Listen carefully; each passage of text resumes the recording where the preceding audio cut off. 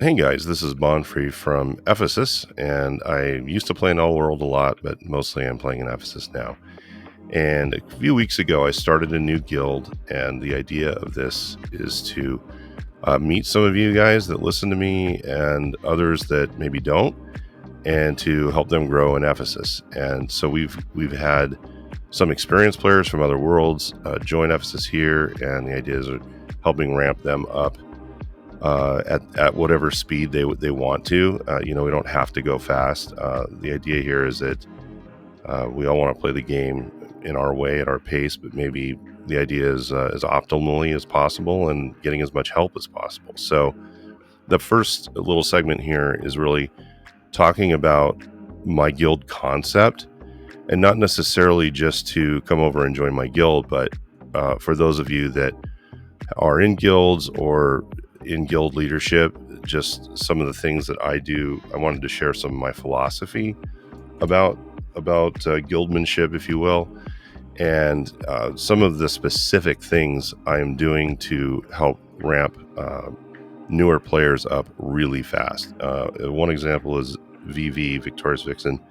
She's at 376,000 player points, and she started in this world, I think, 4 days ago.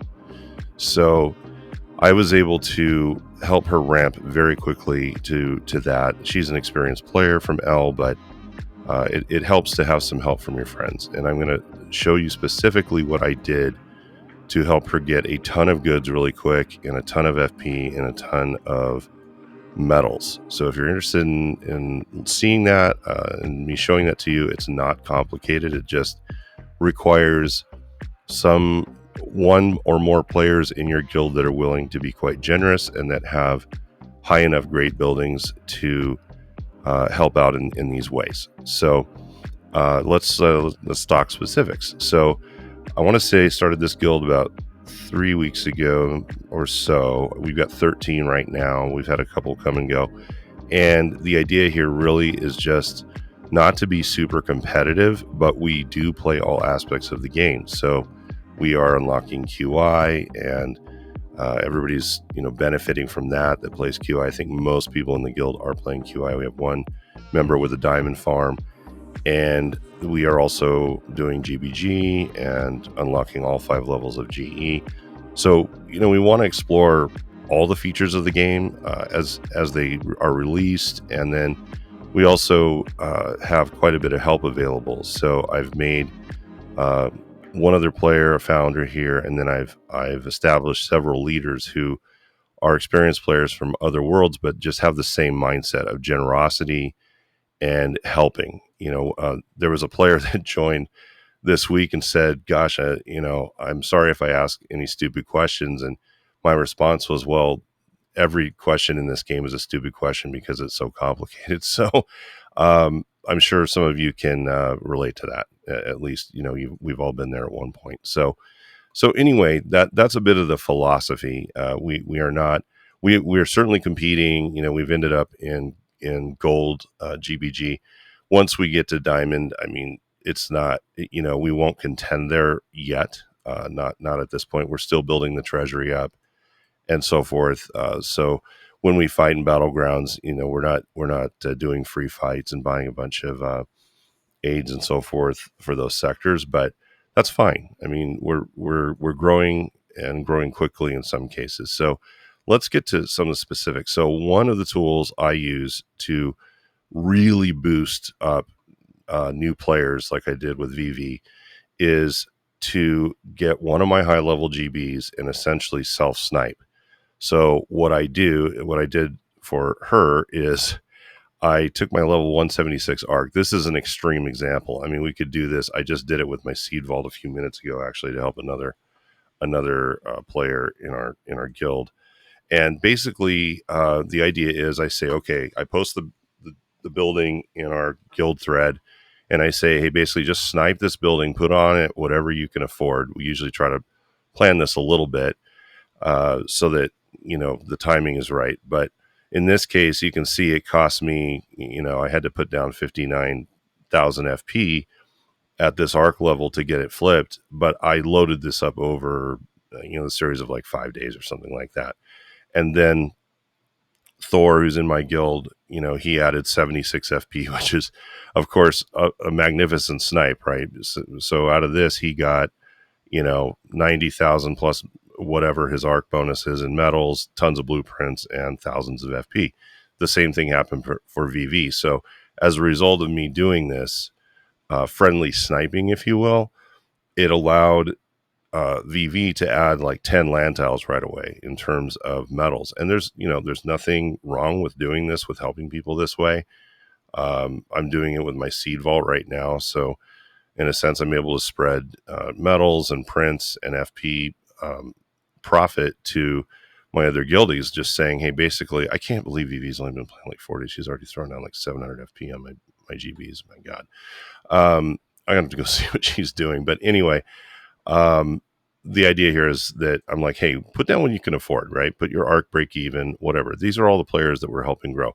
The higher level players in the guild, the idea is for us to be generous back to those that are building up. So that's the whole idea, is to not just talk about being generous, but actually be generous. So in this case, like Celine added 20 FP. That's what, Celine could afford, and got a nice little profit. And all I had to do was spend I don't know, 1200 FP off my collection from yesterday of like 8,000, 10,000, whatever it was FP. So it really isn't costing me any amount of FP that I really care about long term, because I'm just going to continue generating it every day. So I think it's helpful to be generous in that way. So the other thing that I do is with goods. And so I'm making this video as much for my guild to help train them on this trading technique as I am for everyone else, because I'm definitely going to direct them to it. So the idea here is that when you're new, you want to build up goods very quickly. Now, sometimes you want to build up same era goods. Sometimes you want to get higher era goods. That's fine. I'm generous with any goods I can get my hands on with my guild members. So what we're going to do is I'm going to set up a trade and show you how this works. So let's say you're really new, you're in Bronze Age or Iron Age, and you just need, say hundreds of goods to get off the ground. So what I would do is I say, okay, player X in my guild, post a trade to me, for whatever, right? Like, so if you have 5 of something, make it 5. Okay. So put like 5 marble, and then, sorry, that's 6, not 5. So there's 5. And then ask for like 10 of not marble, but lumber. Okay. So this can work with across any era, right? So the idea is it's an unfair trade to their advantage, 2-1. Okay. So once this is created, I have them just whatever you can do for whatever you need, right? Like VV needed to build her arc yesterday. So we did this back and forth thing. So this is usable in so many ways. So say that you've got literally 5 goods to start with. You need 10, you want 10 of anything, doesn't matter. So then I pick up that trade. Then as soon as you've got those 10 goods, then we double it again. So then now you put those 10 right back in action, and then you say, I want 20. And then, you flip back and forth, right?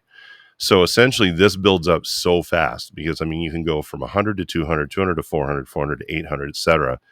And with these friendly trades. And then it got to the point where when she needed arc prints, she could do like, 200 of this or whatever. I don't even have 200 of that, but you get the idea. You put 200 of whatever or 500, let's say, and then I want, 1,000 FE goods, right? So we could, do that. Sometimes it doesn't let you do 1,000, depends on what's going on. But anyway, that works. So as long as it's a lower era, a higher era, I think you're okay. And when you do 1,000, it's kind of weird. But yeah, so the idea is you flip back and forth, and it helps to know how, what that's about. So I just call these like friendly circular trades. Essentially, they're like a circular trade that you would set up for a special event, as we've many of us have done that just to accomplish those, to fulfill those the special event tasks, those quests. This just favors the player needing help the most.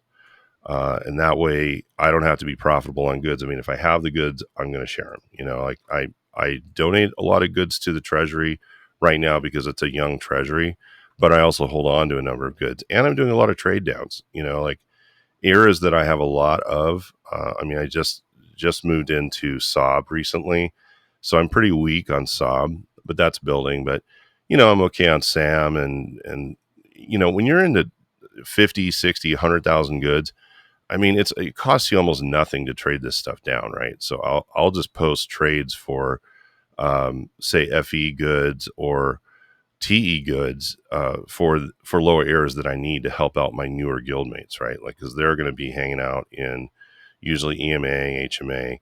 One of our players is doing the high age unit thing because he's been playing for years and never done it and wanted to do it. So we're helping him do that, and that's just really cool. Like, he jumped from, I think, wow, LMA to CE in one day. When he did the planning for it, right? He figured out all the goods he needed and all the FP he needed, and he did that, and that was pretty cool. So, um, you can grow quickly if you have the right people around you. And I'll say, I'm surprised that we're honestly having so much fun in this guild, because we're not, like I said, knuckle bleeding competitive. Everyone's here to either receive help or give it, and that is related to advice, to Q&A, events, whatever it might be. So I think that's a general tone that I've never actually really led a guild before. I've always just sort of been in it to win it, so to speak, and I'm sick of that. So my goal now is to sort of spread the message of helping others. If they want to be in it to win it, that's great. They can come here, grow for a while, or any guild that'll help them grow, and then move on. Go to a top 3 guild. I mean, my guild may be a top 3 guild in this world at some point. I don't know, but right now it's just ground floor, and we're having a great time, and it's just super chill. So thanks for watching. I'm going to stop at this point. I hope these techniques have given you some help. Please subscribe, comment, come over to Ephesus and hang out, whatever you want to do. All right, we'll see you on the next one.